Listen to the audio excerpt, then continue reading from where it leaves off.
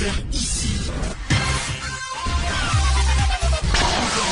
Que vous avez découvert Ivoire TV.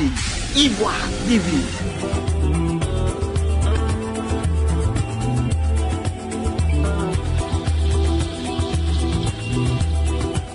Après le décès prématuré de sa fillette dans une maternité à Bobo, Gabo Lévy fait sa première apparition publique pour livrer sa part de vérité. En effet, c'est dans une atmosphère empreinte de tristesse que le couple Gabo revient sur les circonstances de la mort tragique de ce 11 avril 2021. Bonjour à tous, bonjour à toutes. Je me nomme Monsieur Gabo Abel Lévy. Voilà, j'aimerais vous faire part de mon malheur que ma femme et moi avions vécu dans la journée du dimanche 11 avril 2021. Voilà. Les contractions de ma femme ont commencé dans la nuit du samedi 10 au dimanche 11, aux environs de 2 heures du matin. Elle a tenu le coup jusqu'à 7 heures. Elle a fait appel à sa maman. Sa maman est venue aussitôt. Sa maman est arrivée ici aux environs de 7h30, 8h. 8h, sa maman a commencé d'avoir les soins traditionnels. Aux environs de 8h30, 9h, il a fait appel à un ami qui est venu nous prendre dans sa voiture. Il nous a déposé à l'hôpital qui est à 20 minutes d'ici. Voilà. Je vais vous donner rapidement le nom de l'hôpital. L'hôpital s'appelle HG Fosse Com PK18. Voilà, c'est sur l'axe. C'est sur l'axe. Comment dirais-je, Carrefour Undotré Agripac. L'hôpital se trouve entre ces deux coins. Donc on est arrivé là-bas aux environs de 9h30. 9h30, 10h. Au plus grand tard, 11h, ma femme a accouché. Elle a accouché à midi, puisque je suis allé la déposer, et puis je suis revenu. Elle est restée là-bas avec ma belle, plus sa maman. À midi, on m'appelle, ma belle m'appelle pour me dire, ah vraiment, mon fils, sois fort, puisque ta femme va bien, mais c'est l'enfant qui n'est pas resté.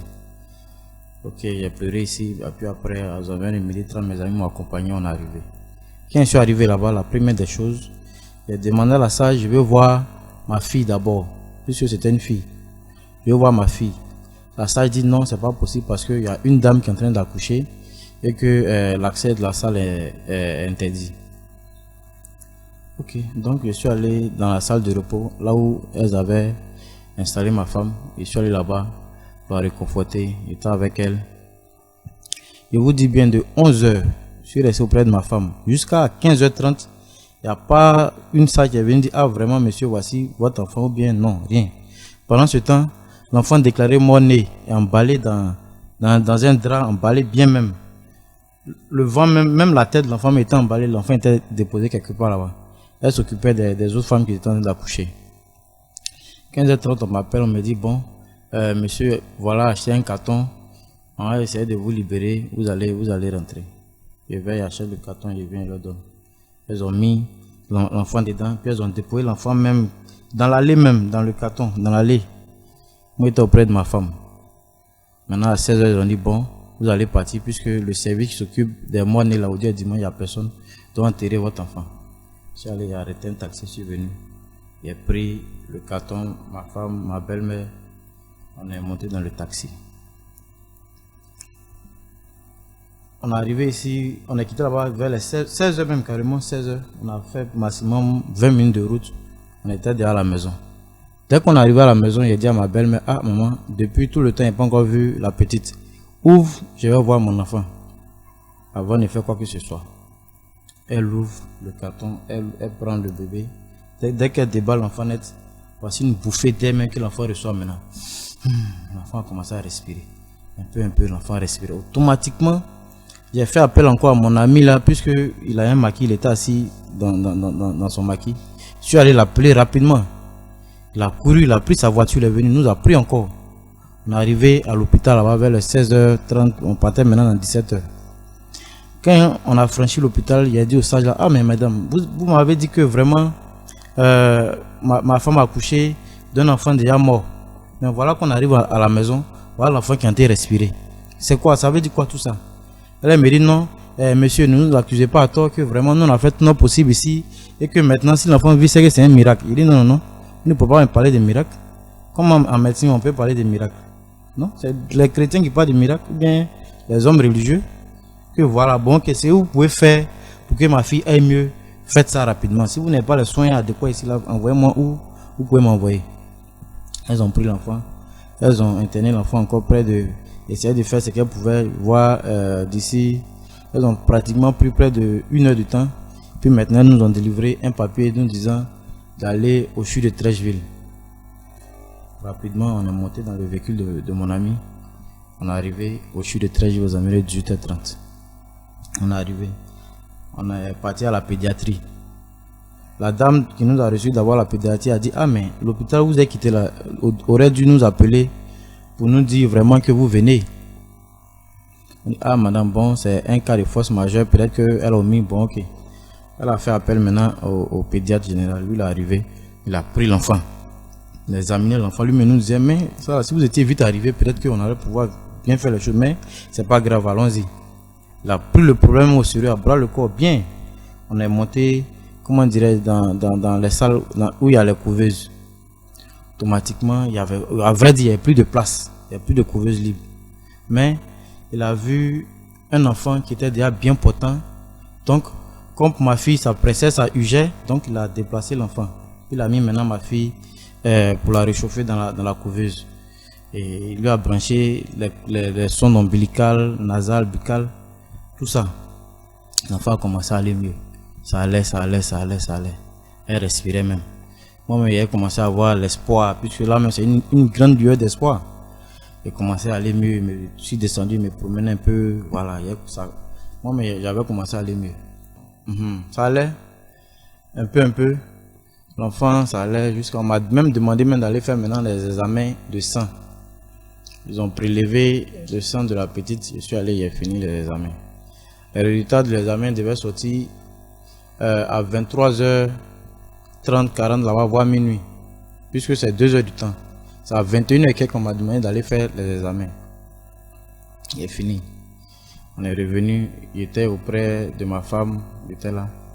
À 23h quelque chose là-bas, peut-être 23h20. Il m'appelle, il dit: ah monsieur, venez, je suis monté. J'étais au moins à 5 comme ça sur ma fille, en train d'essayer maintenant de la ranimer, puisque ça n'allait plus. Jusqu'à près de 30 minutes comme ça sur la petite. Puis après il a dit vraiment: ah, on a tout fait. Que vraiment si c'était à 11h où la femme a déclaré mort-née là, normalement elle n'est même pas habilitée, mais m'a dit que l'enfant est mort. Normalement la sage, elle est habilitée à s'occuper d'abord de l'enfant quand il naît et puis de la maman. Quand ça ne va pas, elle doit faire appel au médecin en chef ou bien au pédiatre. C'est lui qui doit venir voir l'enfant. Puis maintenant, si lui doit dire que l'enfant est mort, là maintenant, lui va tester.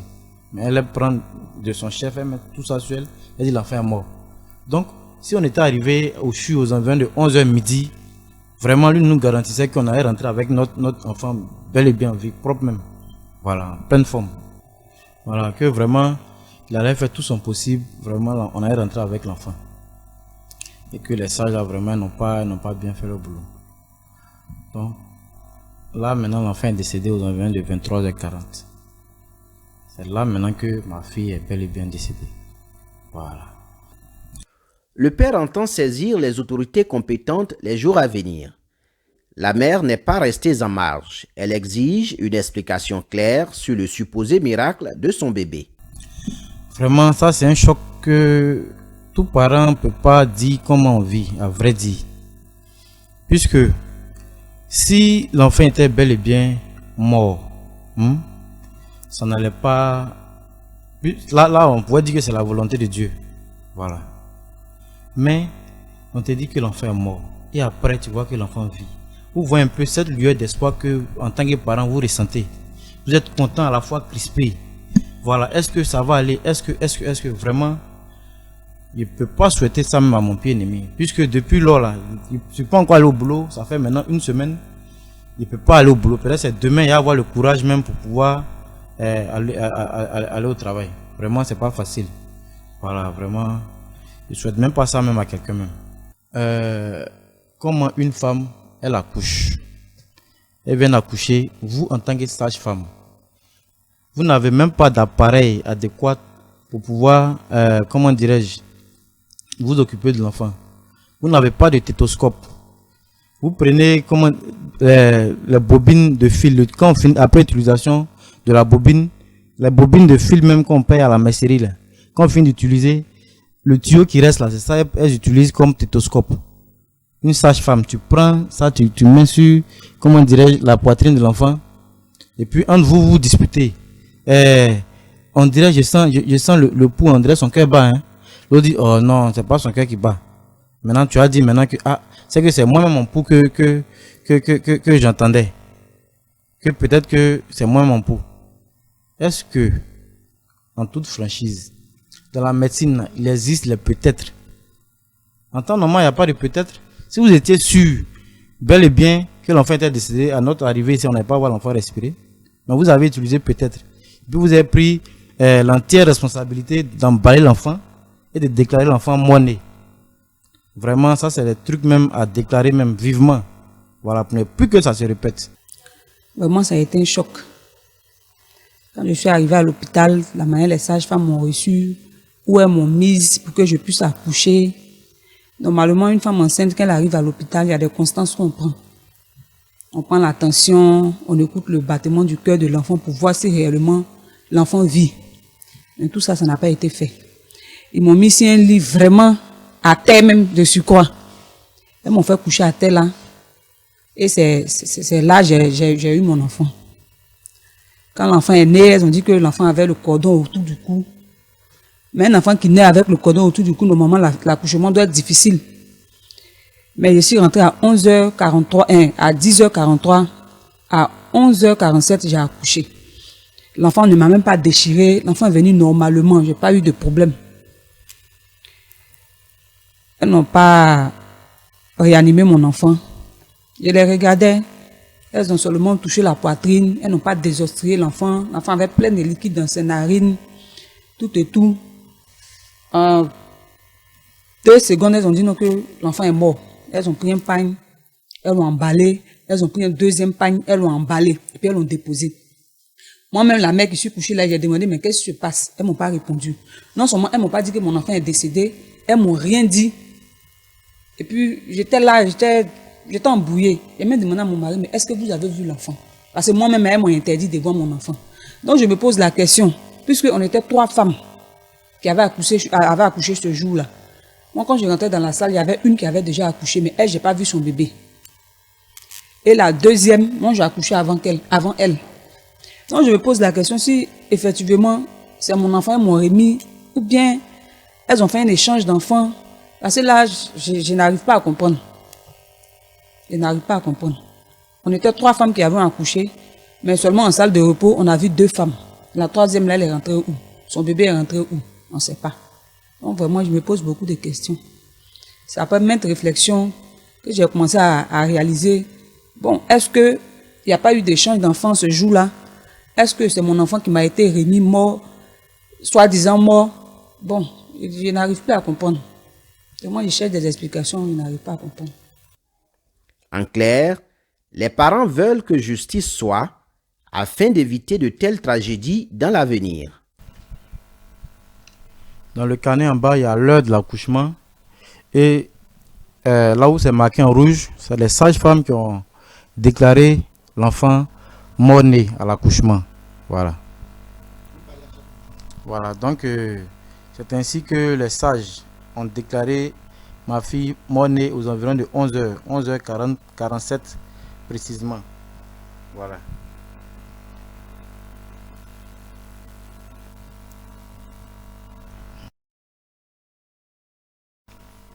Ça, c'est le papier au CHU de Trècheville, au laboratoire du CHU de Trècheville, aux environs de 21h. Le pédiatre m'a demandé de faire un examen de sang. Ils ont prélevé le sang de ma fille pour aller faire l'examen de sang. Ça, c'est marqué dessus le 11, 4 mois 2021 à 20h42, 47 secondes. qui prouve que ma fille était bel et bien vivante au sud de Trècheville. Voilà. Les sages-femmes qui ont déclaré ma fille décédée, j'aimerais que vraiment l'État même se saisisse d'elle. Voilà. Puisque nous, on est, comment dirais-je, on n'a pas assez d'argent pour aller dans les cliniques. On n'a pas assez d'argent pour aller, soit peut-être payer un billet d'avion pour que notre femme aille aller accoucher en Europe. Notre sort là, c'est toujours entre leurs mains, puisque c'est là-bas qui est public. Donc, l'État doit vraiment mettre un accent sur les maternités publiques. Parce que là-bas, c'est du désordre. Elles font rien, carrément rien. Voilà. Et que vraiment l'État même, il laisse leur sort dans la main de l'État. Quand c'est passé sur les réseaux sociaux, j'ai reçu assez d'appels. Les gens, mes parents aussi me disaient, bon, faut laisser. Mais quand je vois le chagrin que j'ai, à vrai dire, là, séance tenant tout à l'heure, je vais porter la plainte. Quant aux voisins, ils crient leur ras-le-bol à travers des récits à la fois tristes et empreints de colère. Pour eux, c'est une injustice de la part du corps médical. Cet autre décès est de trop. Ma voisine, on a pris vente ensemble. Dans le quartier, là, il faut nous voir. Ses pieds étaient enflés. Pour moi, étant enflé, quand on se voit comme ça, là. Bonjour voisine, bonjour voisine. On va partir ensemble. J'ai accouché le 22. Le 22 mars.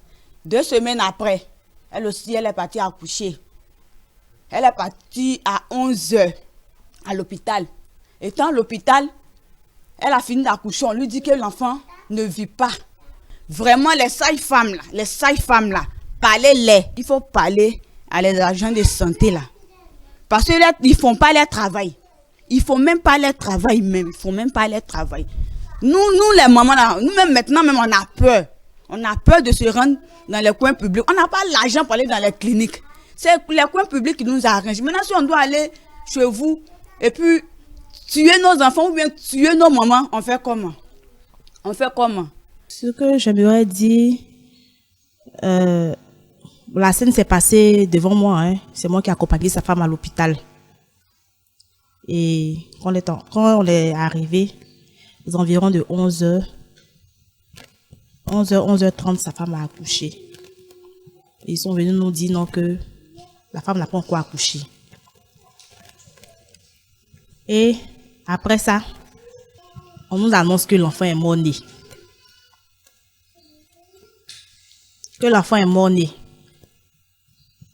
Donc, on dit ok, donc ils avaient dit d'attendre, après on allait enterrer l'enfant. Peu de temps après, on nous dit non, comme aujourd'hui est dimanche, il n'y a pas de coin où on peut enterrer l'enfant.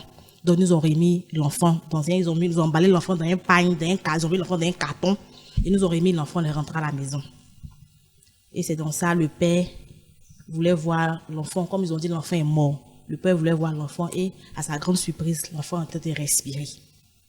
Et c'est comme ça, il est retourné au centre là, le centre à Bobo Diallo.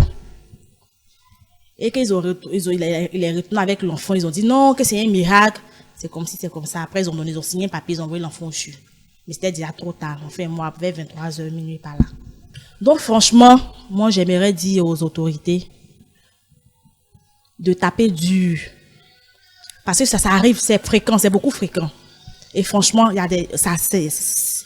c'est pas bien, c'est désagréable. On a perdu une vie comme ça. Effectivement, c'est le dimanche 11. Il est venu me voir à la maison que sa femme était en travail. Bon, comme moi j'ai une voiture, c'est moi qui l'ai accompagné pour faire les courses. Bon, c'est dommage parce que quand nous sommes arrivés là, moi j'ai voulu m'énerver. C'est sa belle-mère même qui m'a dit non, de me calmer, que c'est la volonté de Dieu, que nous, l'essentiel, que l'enfant vive. Le reste là, on laisse ça dans la main de Dieu. Donc, en grosso modo, tout ce que je peux dire, c'est ce que j'ai vécu. On a appris que le bébé est décédé. Vraiment, c'est douloureux. Je voudrais que les sages-femmes vraiment fassent bien leur travail.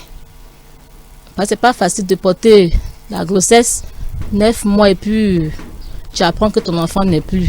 Vraiment, c'est douloureux.